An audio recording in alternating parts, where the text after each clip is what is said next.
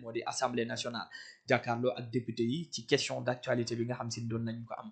nan nga ko jàngatee maanaam forme bi tey le fait que ñoom ñu dem question yi et tout nan nga jàngatee tout d'abord li nga xam ne amal nañ ko. merci beaucoup Omar. donc sama naataango wax na ko léegi dafa nekk ci benn exigence. bu nga xamante ni war na ci gouvernement bi. par rapport ak représentant peuple bi. muy qui se trouve être assemblée nationale. donc ci son règlement intérieur à son article 4. moom moo ko organisé. je pense que loi bi nekk lu bees. mu ngi foon depuis régime Ablaye Wade. ah oui donc tey bu ñu ñëwee di ci waxtaan. di ci def plateau spécial. man damay am fierté. fierté bi muy am mooy. beaucoup de gouvernements ñaari gouvernements se sont succédés. mais kenn respecté wul ko. absolument donc dafa war a nekk lu nga xamante ni comme nu mu ko waxee. député bi moom moo lay nattal budget. moom moo lay évaluer say politique publique. mooy voter les lois. dafa nekk benn dispositif bu nga xamante c'est intéressant ci la bonne marche d'un pays. donc lu mel noonu fekkee respecté wu ñoon ko ñu ñëw ñun ñu respecté ko bi ñëwee ba léegi donc loolu c'est une fierté. muy ñëw dugg dans le cadre diñ jaayoon Sénégalais yi mooy jubal jubanti. donc loolu je pense que ñee buñ ko commencé woon di def du ne amaana sax duñ organiser kii puisque day nekk benn chose normale boo xam day jàll. comme marathon budgétaire comme di ministres yi dem à l'Assemblée au niveau seen commission technique. donc j'en passe pour concernant ci fond bi. damay ñëw sama naataangoo Abdou Khadra interpellé wu wax ci 3 points. muy ci déguerpissement yi inondation yi Touba ak transfert yi ñuy wax ak le problème Radisson. donc dama foog ne ñoom comme lu premier kii nu mu tudd le ministre de l'intérieur qui se trouve maître Bamba Cissé. qui est un avocat très chevronné. donc kii mu ñoom dañ jaawale déguerpissement ak réorganisation de l'espace public. li ñuy am ñun ñëpp on est des témoins oculaires. demuñ ci marché. yàq ko génne leen.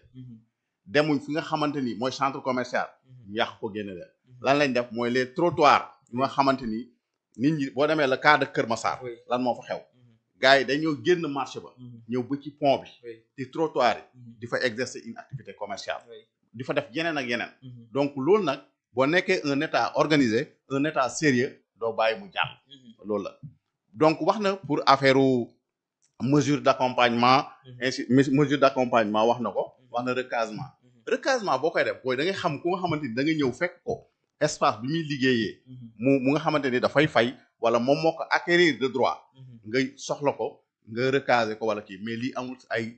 ay espace public bu nga xamante ni ñun ñëpp a ko bokk. mënuñ ma génn fii nekk ci trottoir bi mënu ma dox. ça y va de notre sécurité. loolu la ministre de l'Intérieur wax te y a une loi qui organise ça donc ce leader. c'est-à-dire bon nekk à l'Assemblée soow pour nit ñi xam la loolu yomb na mais on lui concède ça am problème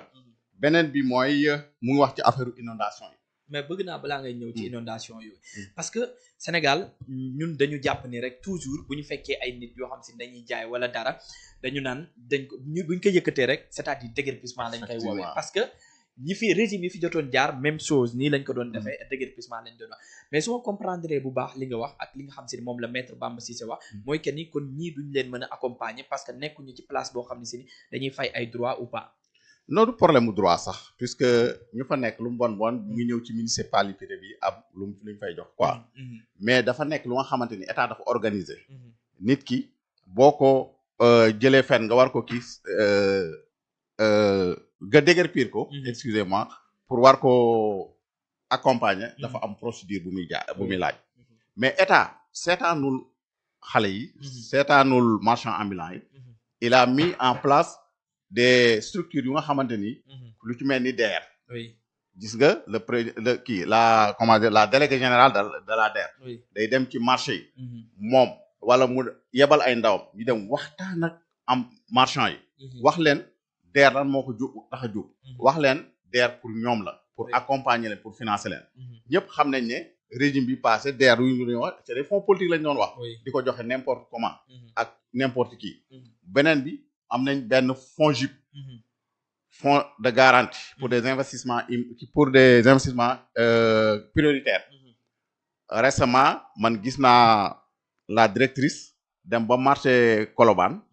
dem ba marché Sandaga dem ba marché Castor dem ànd ak équipe am dem pour jéem a expliquer ces missions marchand yi fa nekk ñi nga xamante ni ñooy jaay ñi nga xamante ni ñooy sutura puisque c'est important état dafa dañu xam ne donc tissu économique du Sénégal plus de 80% c'est le secteur informel. Oui. Le secteur informel boobu li muy nourrir dafa bari munoo ko seetaan donc il va falloir que nga encadrer il va falloir nga accompagner ko il va falloir nga jàppale ko de telle sorte que non seulement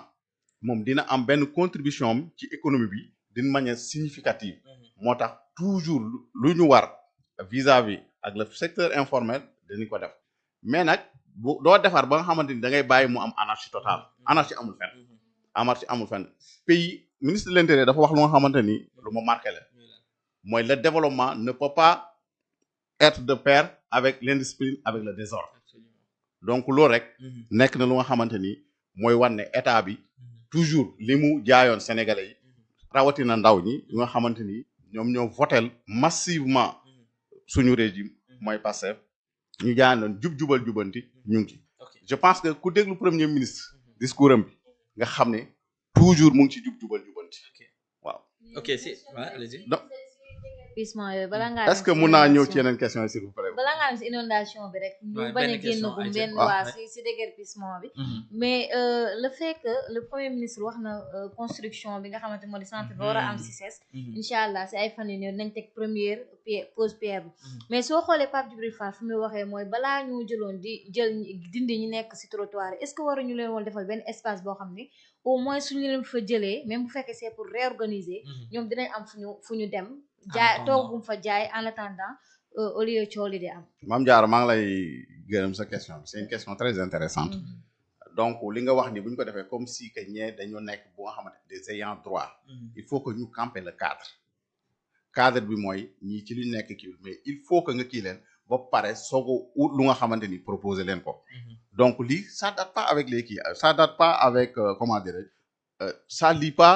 avec les déguerpissements mais ça a été prévu depuis suñu programme bu nga xamante ni mooy suñu programme de gouvernance on a jugé nécessaire CICES nekk na ci benn état de vétusté bu nga xamante ni c'est très avancé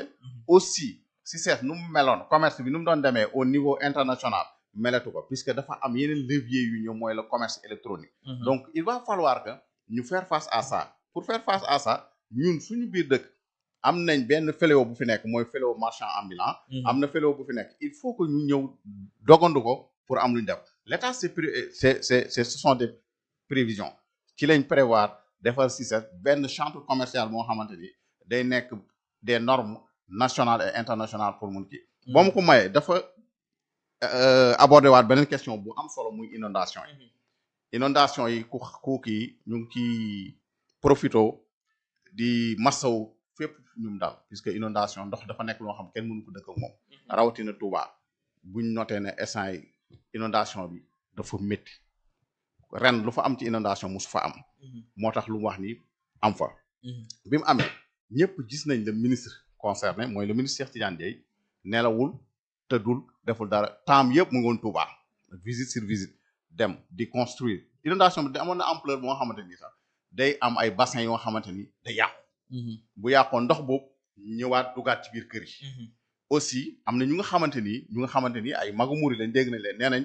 nu mu mel c'est-à-dire Touba il faut que ñu restructurer ko dafa nekk dëkk moo xamante ni dëkku sëñ Touba la moom moo ko moom mais il fut un moment dafa am ñu nga xamante ni dañoo dëkkoon ci périphérie bi ñu dëkkee ci périphérie nag après ñëw Touba bu ñëwee Touba nag sëñ bi daggal leen jox leen mu am ay questions yoo xam ne ay questions d'assainissement ay questions techniques yoo xamante ni yëpp